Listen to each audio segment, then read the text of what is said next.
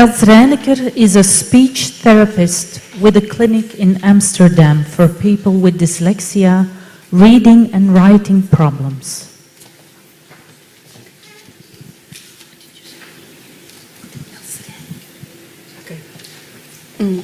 Vamos a escuchar una charla de Els. Els Rijneker nació en 1954 y trabaja en terapia, en una clínica de terapias del habla, para trastornos del habla, en Ámsterdam, para personas con dislexia que tienen problemas de lectura y de escritura.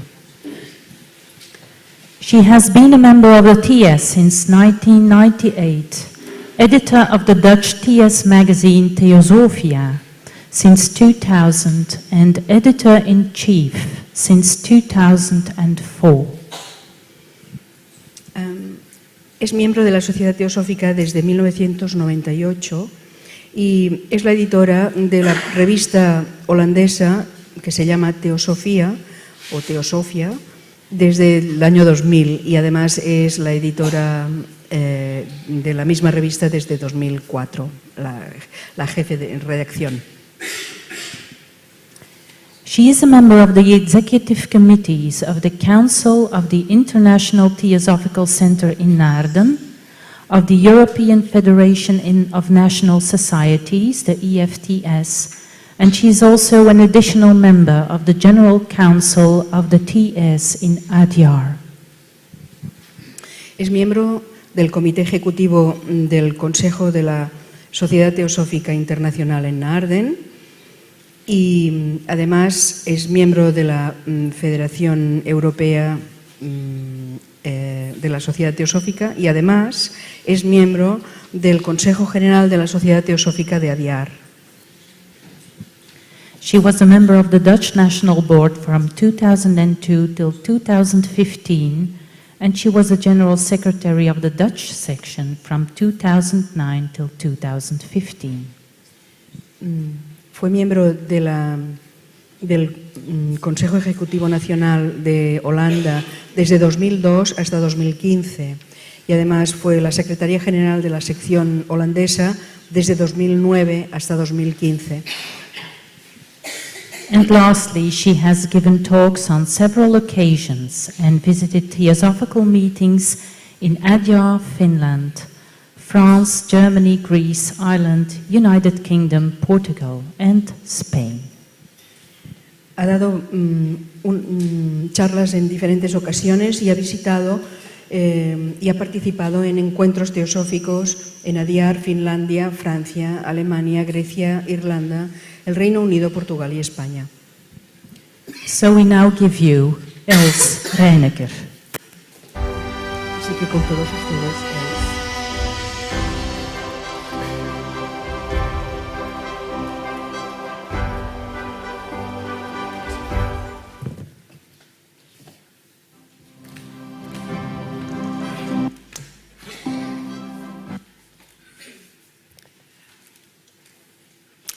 Hello, friends. Buenos dias. Dear Mr. President, dear General Secretary of Spain, dear Chairman of the Federation, dear friends here and elsewhere.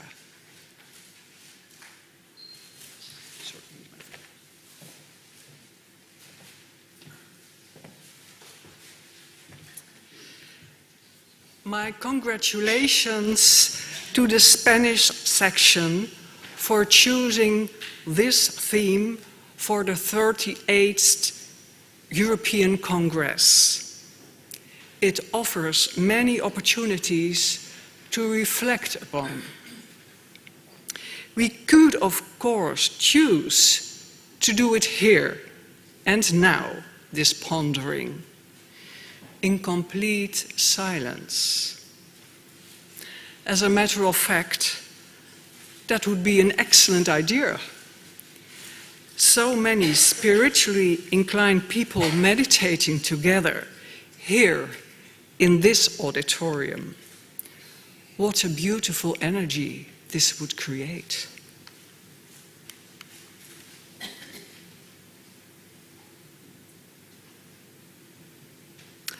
But that, of course, is not something you are expecting in a symposium like this, here and now. So here are some of my brief reflections on the subject. And some quotes that I'm mentioning have already been mentioned before, but you will have them once again.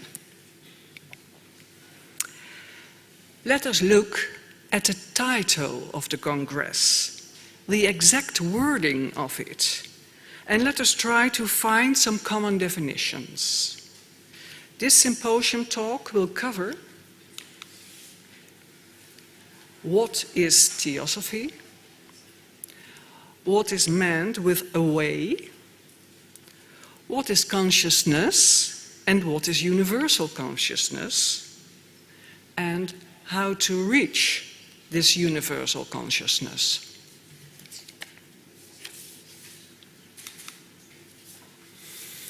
What is Theosophy? Yes, friends. How can we explain in just a few words to the man in the street in a short time, for instance, standing in an elevator, what is Theosophy? The fact that everyone and everything is interconnected? Love and brotherhood? The common goal of human perfection in all religions? Comparative studies, perennial wisdom, all that is true. We can, of course, stay on the safe and easy side by using the descriptions of page 4 of each Theosophist. Theosophy is the body of truth which forms the basis of all religions and which cannot be claimed as the exclusive possession of any. It offers a philosophy which renders life intelligible and which demonstrates the justice and love which guides its evolution.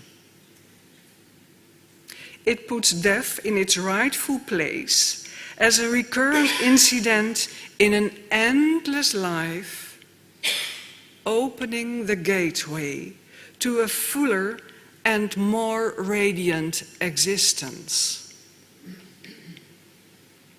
As far as I understand, the last few words, opening the gateway to a fuller and more radiant existence, are pointing at the ultimate potential of us, human beings, which is developing our higher mental faculties, the powers latent in man.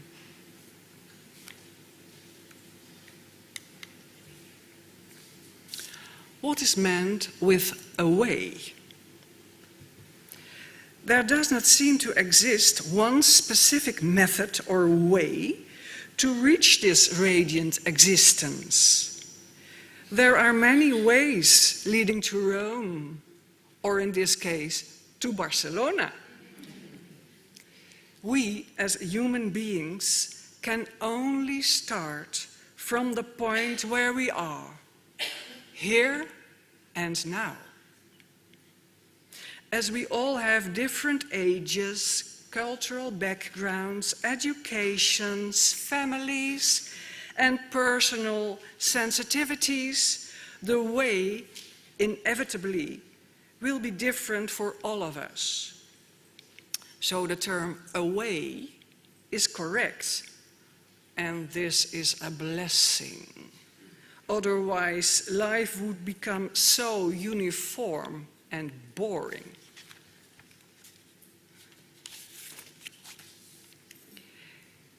Here are 3 examples of different ways or roads.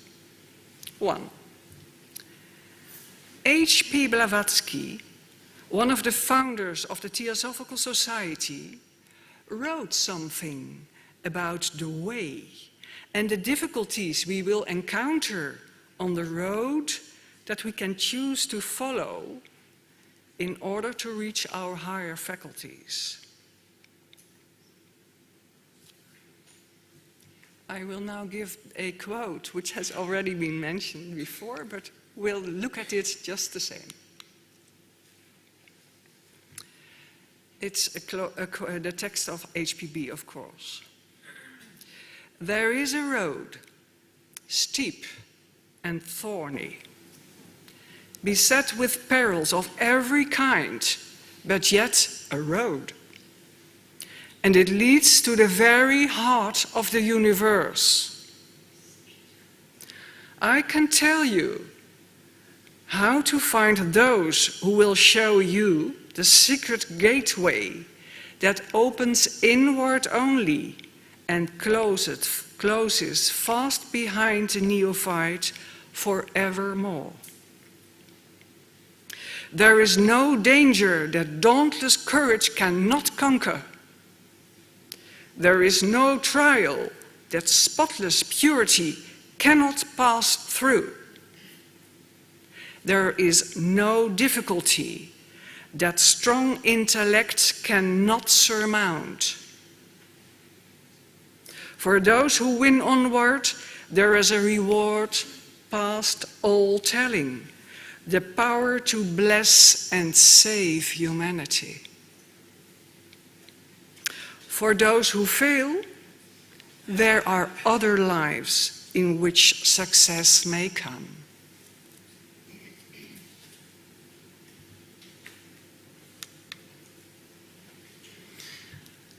What is meant with a way? Second, way. One of the basic texts of Hinduism, the Bhagavad Gita, mentions several ways for growth, describing the forms of yoga, such as karma yoga, the way of good actions, jnana yoga, the way of wisdom, bhakti yoga, the way of devotion, and raya yoga. Raya yoga describes the whole teaching of yoga, combining the renunciation of the fruits of action with the performance of duty, in accordance with the predominance of the three qualities, attributes, or gunas. This Raya yoga is said to be the only means of securing ultimate happiness. Road number 3. For people so advanced as Jiddu Krishnamurti, having reached the very high levels of spirituality, there might be the possibility of a direct contact with the higher faculties. For those people, his words are also true. Truth is a pathless land.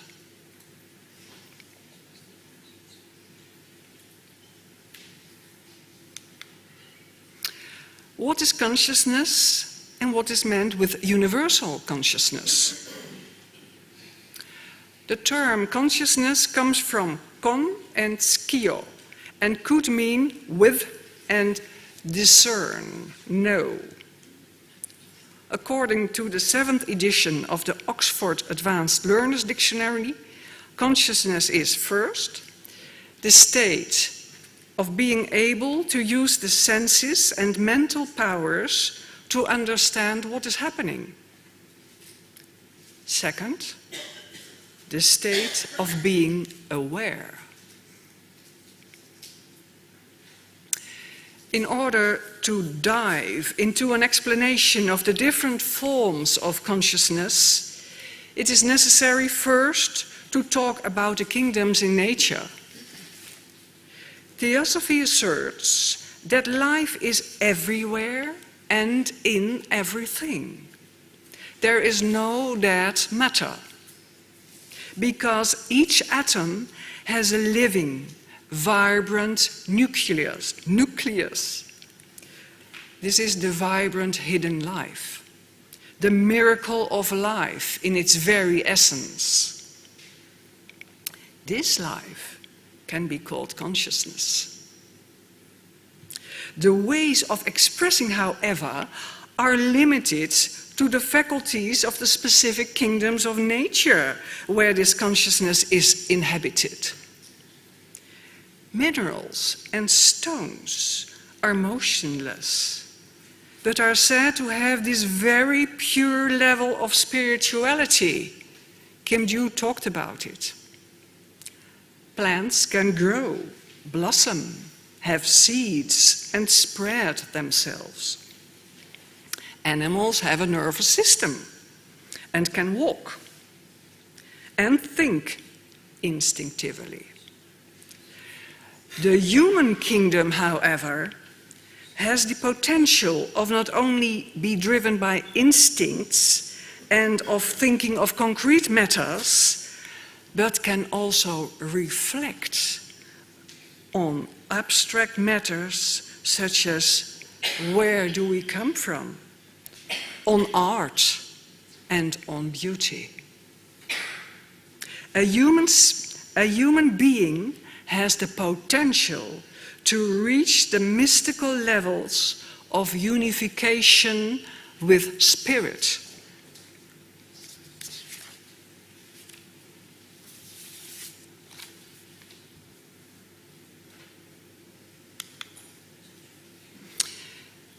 Human consciousness can be divided in several planes: the physical, the emotional, the lower mental, the higher mental, the transcendental or spiritual planes, and the plane of spirit itself.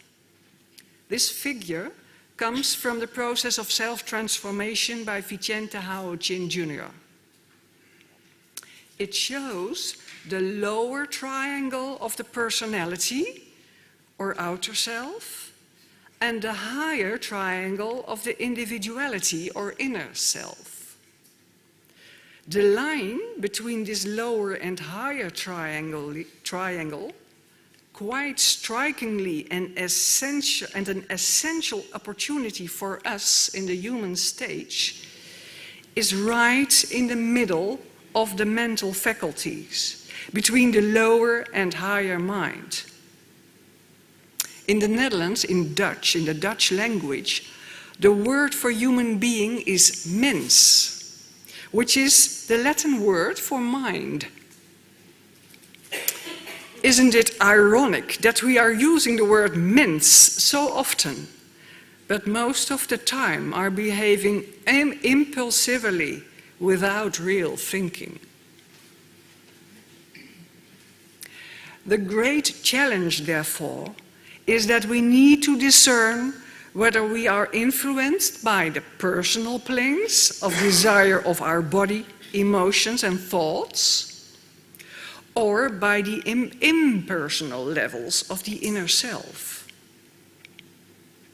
At this high level of the inner self, the lower personality is no longer in charge, as we are reaching towards universal levels here. Note, Atma or spirit is said not to belong to the human constitution. It surpasses all personal levels. Here we are talking about the consciousness of the universe, the universal consciousness, and it is to this level that humankind is bound to transcend. The key word for us, simple humans, is viveka, discernment of the motives that are driving us. We need to reflect upon the real motives behind our actions. Are they egoistic, for the welfare of my body, my family, my country?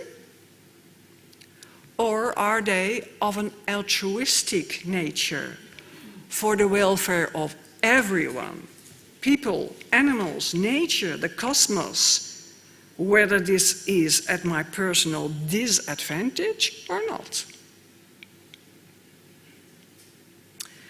When we can really be aware of our physical and emotional feelings and thoughts in situations, having clear values of what is good and true, then we can consciously take decisions about our actions, not just going with the flow of everyday life. Goodness. What a freedom of growth we human beings potentially have in most of our societies, not everywhere in the world, in most of our societies and in our life.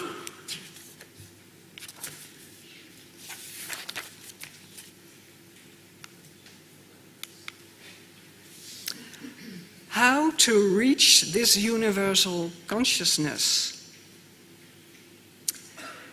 As human beings and as theosophists, we are searching for that which is beyond all things that are manifested. Satyam nasti paro dharma, or no religion higher than truth. And we will come to understand step by step, little by little.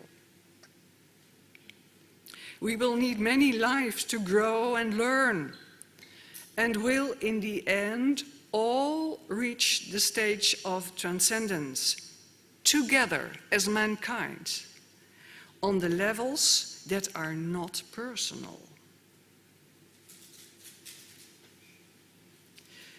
Which means not as the human beings we are now. This might be one of the reasons why Mabel Collins says, "You will enter the light, but you will never touch the flame." At those levels, there is no me, there is no you. How to reach this universal consciousness? After our studies and discussions, the main thing to do is to live what we have understood. If we reflect upon our daily actions earnestly, we can discern whether we are acting from personal motives or not. And we can adjust our way of living time after time. We are given the opportunities to learn from our mistakes and correct the injustice we have done to our brothers. So, let us be awake and aware. Let us share, live happily. Let us be warm and loving, like the brilliant sun that shines for everyone. Let us just do the very best we can. That's all. Being united on the universal levels, any step of anyone can make the difference and contribute to the uplifting, the transcendence of the whole of mankind. In the midst of our trials and tribulations, it is friendship, brotherhood, cooperation, and universal love that should be our motto. As Rada Bernier, our former international president, pointed out, there is no other way to go.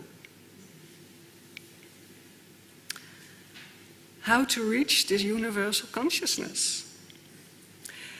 In the Golden Stairs, H.P. Blavatsky gave us clear and specific instructions of how to live what we have understood, of how to reach out to our brothers. She showed a way towards universal consciousness.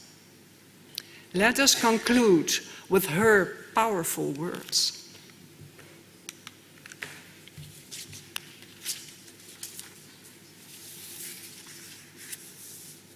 a clean life, an open mind, a pure heart, an eager intellect, an unveiled spiritual perception, a brotherliness for one's co-disciple, a readiness to give and receive advice and instruction, a loyal sense of duty to the teacher, a willing obedience to the behests of truth, once we have placed our confidence in and believe that teacher to be in possession of it, a courageous endurance of personal injustice, a brave declaration of principles, a valiant defense of those who are unjustly attacked, with a constant eye to the ideal of human progression and perfection,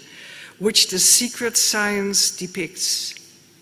These are the golden stairs, up the steps of which the learner may climb to the temple of divine wisdom.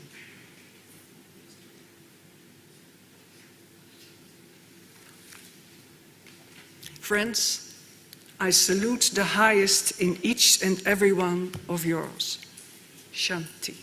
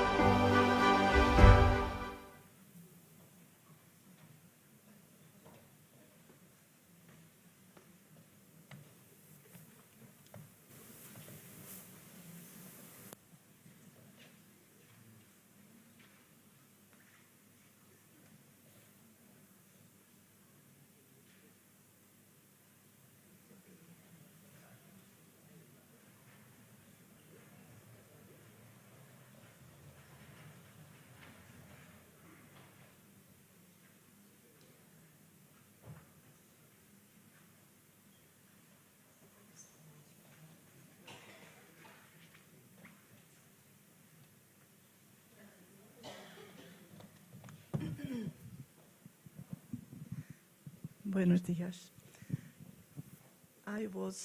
I am from Portugal, a member of the Portuguese Theosophical Society in Lisbon, and I was asked to introduce to you Ana Maria Coelho Sousa, which is a long-standing member of Theosophical Society, I believe since the early 80s, and she has been a devoted student of Theosophy.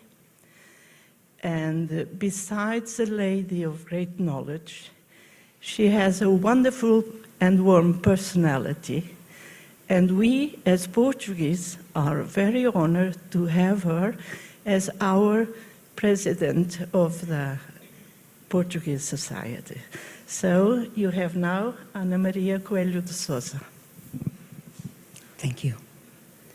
Queridos amigos, ella es miembro de la sección portuguesa y ha presentado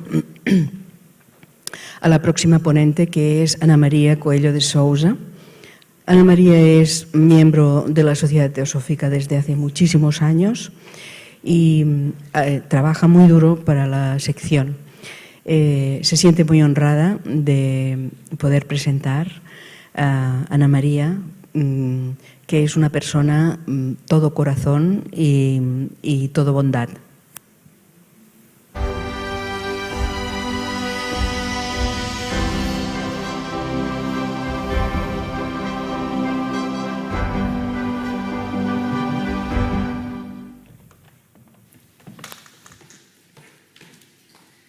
see, there is not much to say about me. Yeah. Thank you for the invitation. It is a great joy and a privilege and an honor to be here with you. Mine is a very short presentation, but it was written with much love, and it comes from the depth of my heart. You see, for Theosophy is the beacon of my life. So, the title is The Living Power of Theosophy. Are we happy human beings? Is there any among us who is content, who is happy enough to cease seeking, who has attained all that he or she wished for from life? Most of us who live in affluent countries are life's fortunates. We have all or most of all our faculties and limbs intact. We are not in a desperate state of ill health. We are not starved of our next meal. We do not have to wonder where to look for shelter every night. We do not have to wear garments which carry more holes than clothes. We are not alone. We have a family, friends. Life is good to us. Are we happy? No, no, no. We keep on seeking, ever seeking. What? Happiness, fulfillment, inner peace. We have believed that this will spring from comforts. The desires of human beings, as well as the seeking, never end. Food, clothing, shelter, education, family, friends, entertainment, acquisition of objects, achievement, beauty, glory, fame, power, riches. Of what use is this endless seeking that can never give us lasting joy, that has never and can never give anyone a lasting inner peace? So, can we stop and look at the quality of our lives? Is there a single thing about which we can say, in this I am content, I ask for nothing more, and is ever to me a source of joy? We may even say so in our moments of rare happiness. But why do we want to be happy? Because we want to be happy, that's all. Happiness is really its own end. Every other pursuit has a purpose beyond itself, and that purpose is to attain happiness. Every living being wants to be happy always, to achieve unbroken joy. Joy is dynamic, but must also be peace. True happiness must be complete, must be full. Then, one may ask if there is something beyond all this, something of lasting significance, something that brings true joy and quiet and marvelous meaning, something that makes every moment of life fresh and beautiful. And the answer is yes. Sages say that happiness is our nature, and this is the reason why we seek it, and that self-awareness is the paramount duty, the highest goal, for it is the basis of all actions and their fruits. It is the source of all energy and joy. Thus, one is looking for happiness in the wrong places, for every place outside of oneself is wrong. Happiness does not lie without. Peace does not lie without. Fullness does not lie without. They are the very self. We would, all of us, certainly like to attain self-knowledge. Yet, how eagerly do do we wish for it? We do know that it is a worthy goal. For the most part of us, we are not so intense in our longing. We wish for it, as we wish for many things, like a lovely home, a dream holiday, and so forth. This is not something that needs to be forced, but will come naturally when we are truly keen, and this applies to the pursuit of self-awareness as well. This then is the groundwork, the preparation for a steady treading of the path. When we have come to the conviction that all else is trivial, that it cannot bring us joy, that happiness lies only within, and we must seek it at any cost, then the way is not long. These moments in our lives, these insights of conviction, may come and go, and come again. When they come, let us hold on to them and allow them to grow on us. Ramana Maharshi speaks of the experience of natural happiness. Natural because of its universality. Natural because it is not dependent on any circumstances, any relationships. Therefore, it is not mental. Natural also because it is something which is present sometimes and absent other times. It is ever one zone and cannot be given or taken away. Unhappiness or negativity is an illness of our planet. People think that they depend on what happens to be happy. That is, they are dependent on the form, on the content. One should accept the present moment, the now, and discover the deepest perfection of form and which has not been touched by time. Can anyone tell where the now begins and where it ends? There is no time other than now. Past or future are only mental concepts. Self-knowledge can only be here and now. Self-knowledge can never come tomorrow or the day after. It cannot be attained in some distant place at some future time. It implies to be fully aware of our feelings, of our thoughts, with no anxiety, with no pressure. Every moment should have a full awareness of what is happening inside and around us. As said before, one should depend on nobody, on nothing, on no experience, on no memory. To depend on the past prevents the fullness of the present. The present moment is where life's play takes place. To be one with life is to be one with the now. Life and myself are one. I do not have a life. I am the life. I am the conscience who became conscious of itself. To be ever conscious of the now is to be self-aware. To know ourselves means to be rooted in the being instead of losing ourselves in our mind. To be one with life is to feel the beauty of surrender, which means to accept inwardly what exists. When we surrender inwardly, a new dimension of consciousness opens up to us.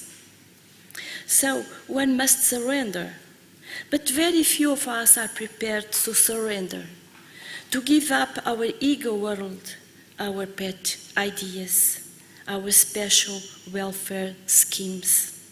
So, if one surrenders to the higher, hidden, and living power of Theosophy and accepts its laws, which are nature's laws, all unhappiness, all burdens should be wiped out. Silent, joyous acceptance and pure happiness will be there. There will always be the knowledge that an infinite bliss is available to us in every moment, if only we care to pay attention, if only we can cease to run and be still, if only we can cease to strive and simply be. For each one of us, there is hope. For each one of us, there is hope. Thank you. Thank you.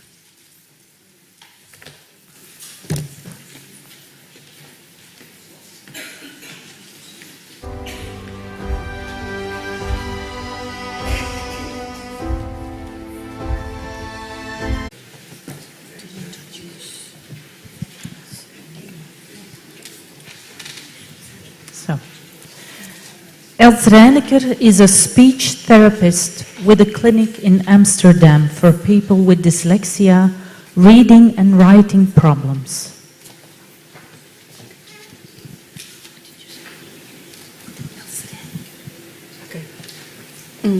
Vamos a escuchar una charla de Els. Els Rijneker nació en 1954 y trabaja en terapia, en una clínica de terapias del habla, para trastornos del habla, en Ámsterdam, para personas con dislexia que tienen problemas de lectura y de escritura. She has been a member of the TS since 1998, editor of the Dutch TS magazine TEOSOFÍA since 2000 and editor-in-chief since 2004.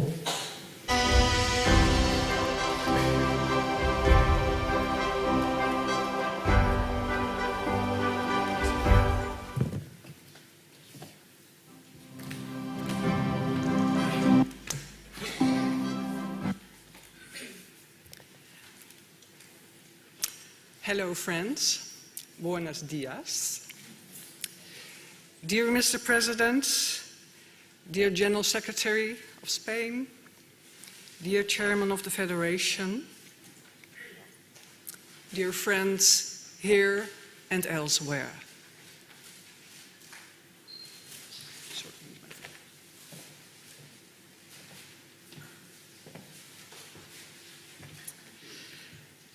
My congratulations to the Spanish section for choosing this theme for the 38th European Congress.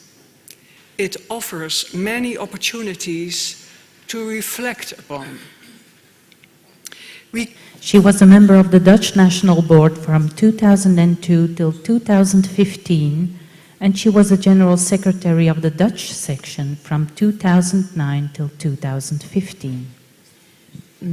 Fue miembro del Consejo Ejecutivo Nacional de Holanda desde 2002 hasta 2015 y además fue la Secretaria General de la sección holandesa desde 2009 hasta 2015. And lastly, she has given talks on several occasions and visited theosophical meetings in Adyar, Finland, France, Germany, Greece, Ireland, United Kingdom, Portugal and Spain. Ha dado charlas en diferentes ocasiones y ha visitado y ha participado en encuentros teosóficos en Adyar, Finlandia, Francia, Alemania, Grecia, Irlanda, el Reino Unido, Portugal y España. So we now give you Els Rijneker. Así que con todos ustedes, Could of course choose to do it here and now, this pondering, in complete silence. As a matter of fact, that would be an excellent idea. So many spiritually inclined people meditating together here in this auditorium. What a beautiful energy this would create.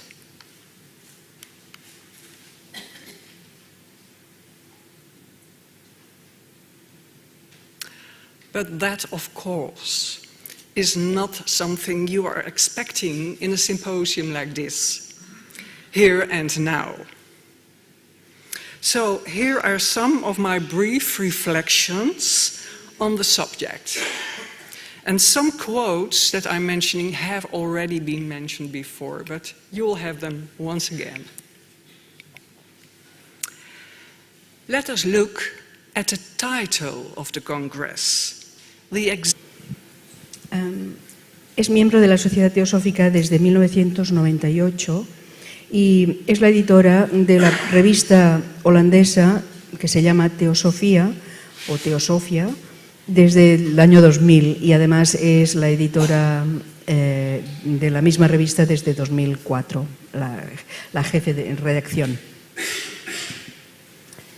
She is a member of the executive committees of the Council of the International Theosophical Center in Naarden, of the European Federation of National Societies, the EFTS, and she is also an additional member of the General Council of the TS in Adyar. Es miembro del Comité Ejecutivo del Consejo de la Sociedad Teosófica Internacional en Naarden y además es miembro de la Federación Europea de la Sociedad Teosófica y además es miembro del Consejo General de la Sociedad Teosófica de Adyar.